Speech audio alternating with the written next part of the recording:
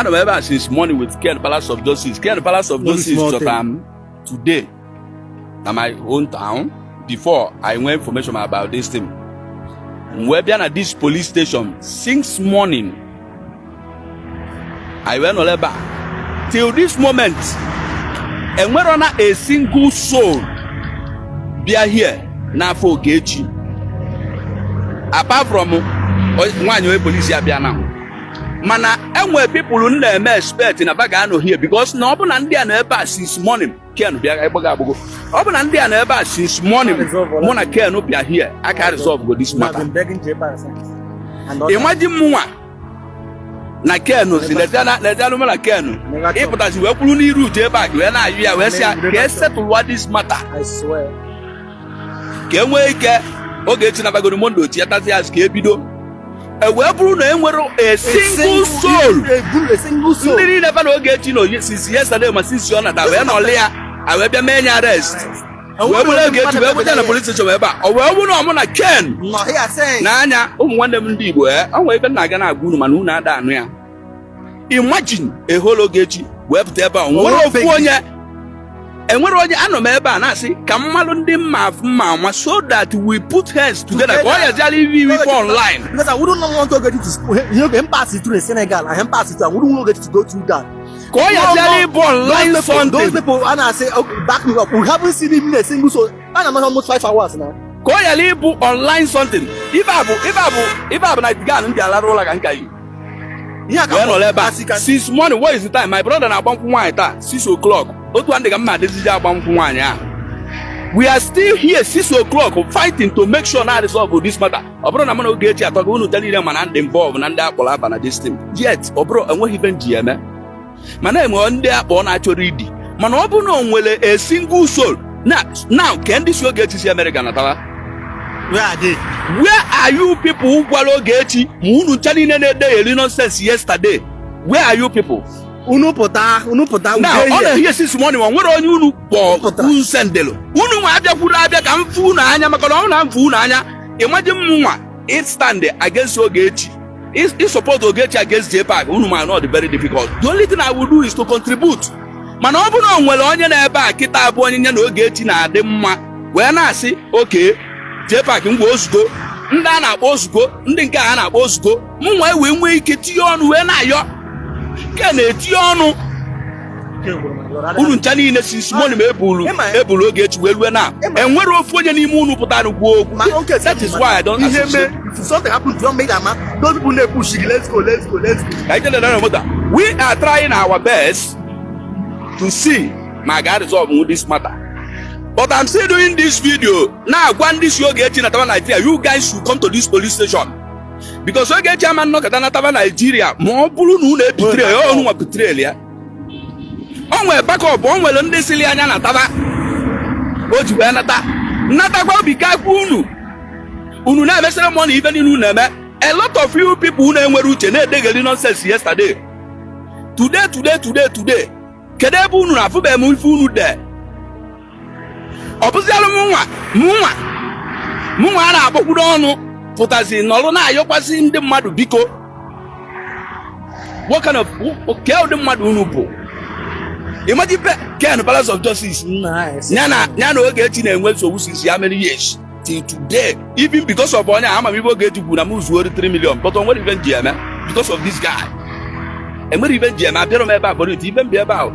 Can we be someone that we have to I can have argument. But argument shouldn't be an we and an ogo to each other personal or other personal. If I would not social media, Naiga pussy. It didn't have argument one dollar or drop possible. Man, even man, engaging deeply, he covers the attack. I told me I make expose one mother, I put on mother run there. But my pace right now, Ona, you guys betrayed Ogechi. I told me my video concerning this. Which stage arrest are you doing? On your stage arrest, but when you in police station, I know that. In a stage arrest, I never stage arrest, if you doing.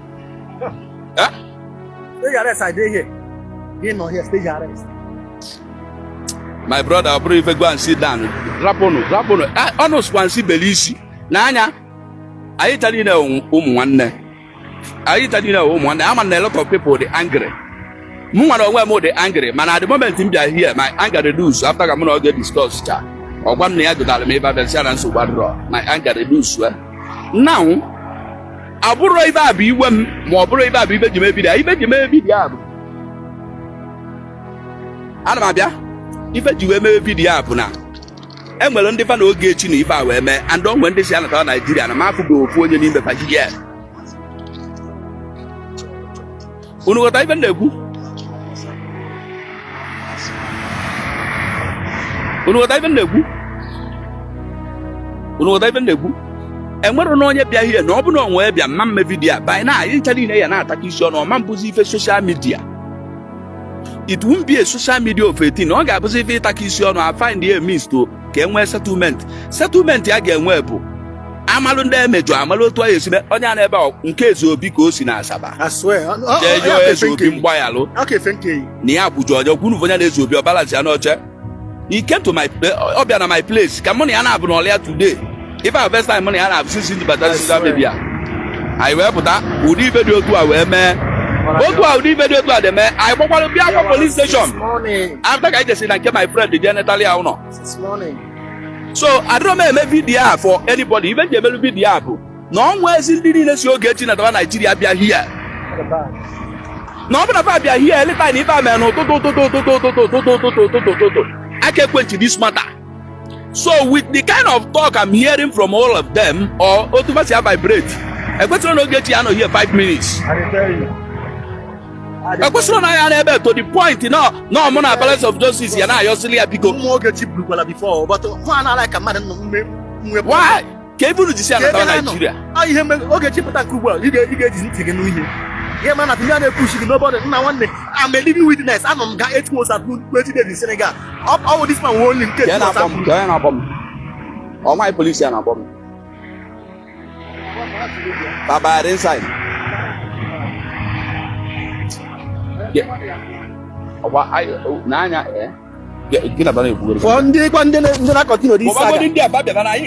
Continue this saga.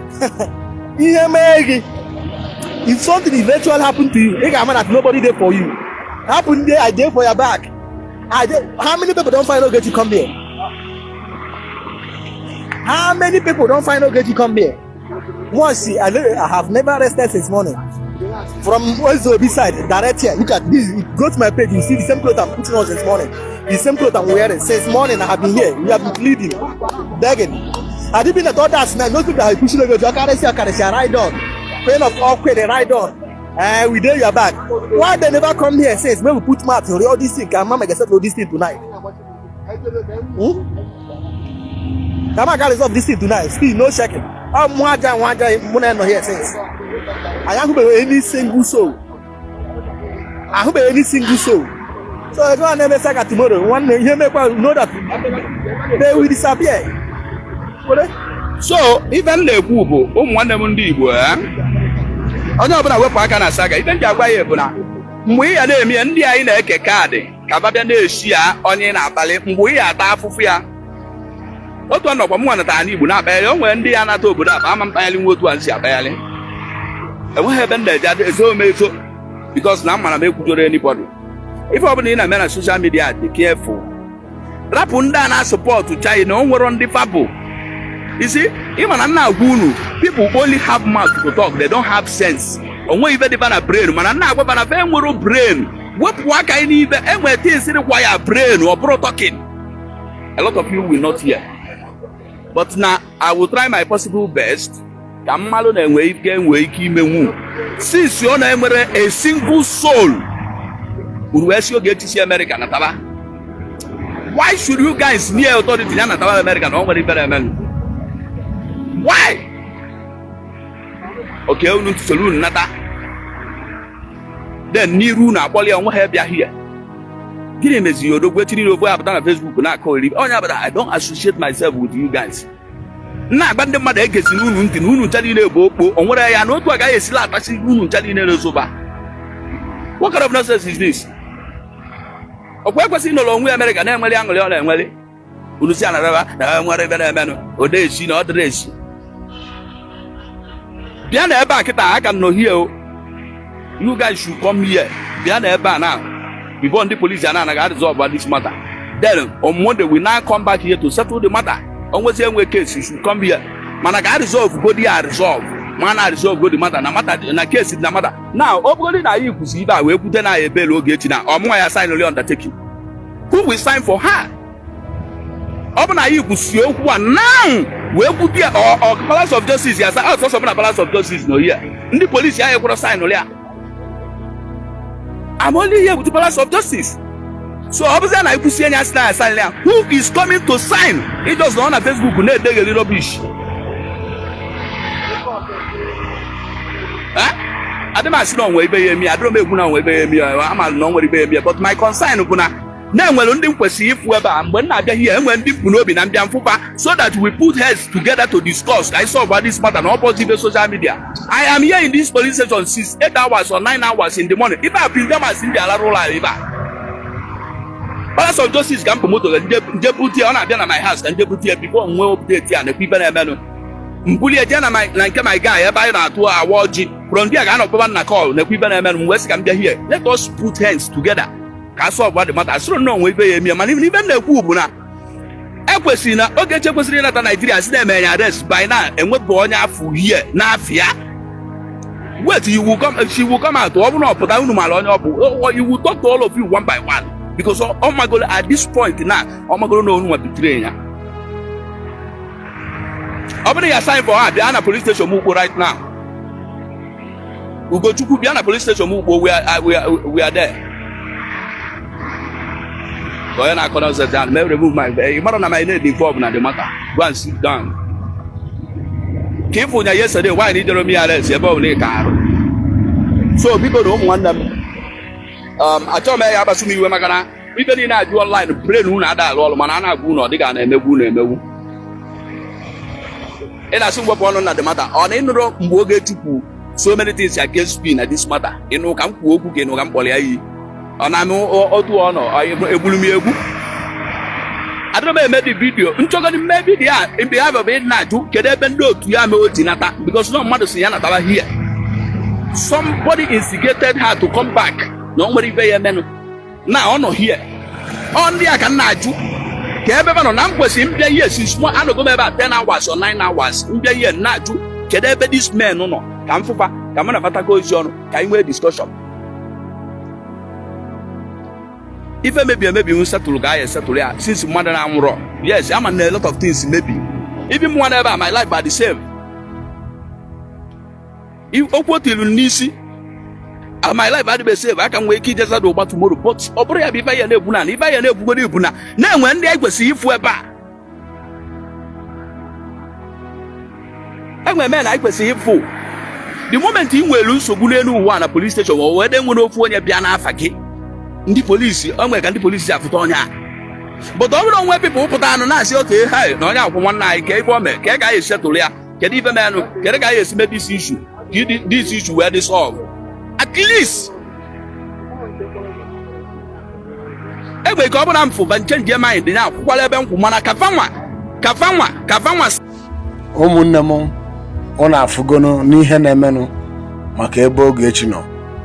And what I'm most to say, but in my next video or the second video, may post Mbanka Mekuku. But what I'm playing for peace, Kongwe peace na this thing Menu.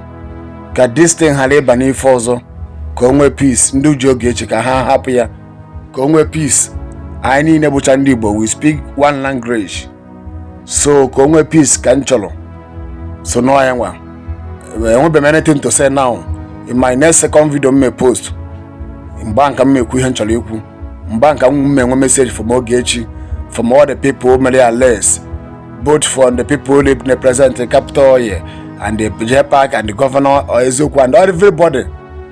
I will not say anything for now.